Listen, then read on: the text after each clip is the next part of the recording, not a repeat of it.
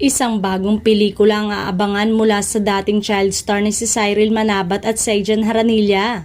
Sa isang Instagram post kasi ng Star Magic kamakailan, inanunsyo nila na ilang detalye tungkol sa bubuuing pelikula ng dalawa.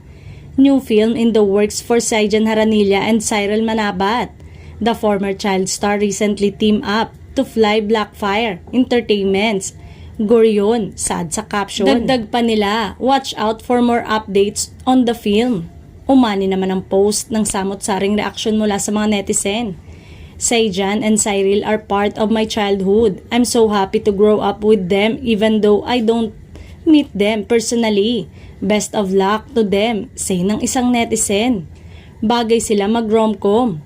Matatanda ang nakilala si Saijan dahil sa natatangi niyang pagganap sa May Bukas Pa. Samantala si Cyril naman ay dahil sa karakter niyang si Ana Manalastas sa 100 Days to Heaven.